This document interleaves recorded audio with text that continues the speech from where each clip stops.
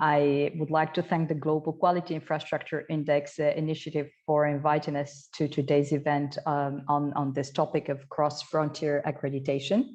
And also, I would like to congratulate them for the publication of this very, very interesting study that's raising food for thoughts for a lot of discussions. The study points out that a cross-frontier accreditation is widely practiced in most parts of the world.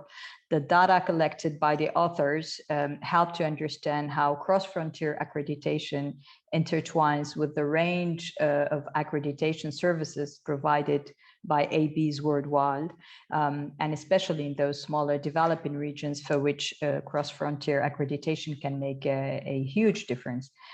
My first point is that for TIC Council members with locations all over the world, I mean, they're present in 160 countries, it is important to have access to the accreditation services they choose and that meet their needs. As we know, there are a number of very relevant situations for which it makes sense to have a single provider for a variety of sites. But looking at the bigger picture, it is important to ask ourselves, what are the driving forces behind cross-frontier accreditation? Markets are globalizing rapidly. Companies demand globalized conformity assessment bodies and conformity assessment schemes to match their globalized operations. The same market forces are now at work regarding accreditation. So is there another way to organize accreditation services other than at a national level? Perhaps a robust global peer assessment scheme for conformity assessment bodies? Economic competition will eventually have the last word, we think. I do want to emphasize, however, that I am cognizant that there are now and will continue to be a significant number of bodies and schemes that continue to serve markets in a national context.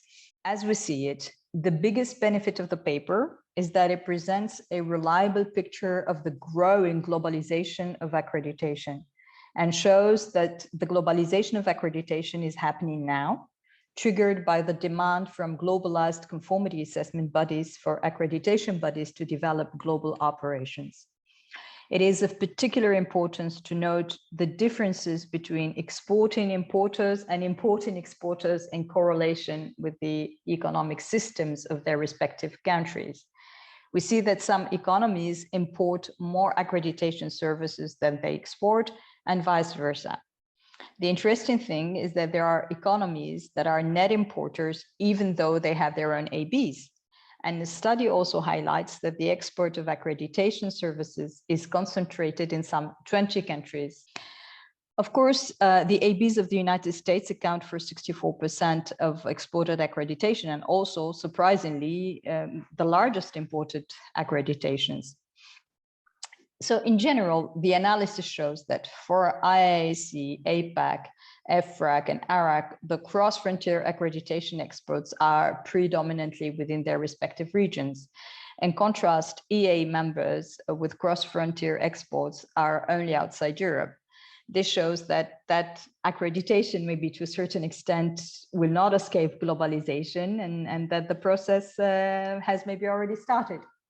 So in conclusion, I would like to again thank you for inviting me to share our interpretation of the study and to reflect, as both Emanuele and Eti have mentioned, on how we can continue raising the bar in our joint efforts to build a robust conformity assessment ecosystem that can allow international trade to flourish in a safe and fair manner. Thank you very much for your attention.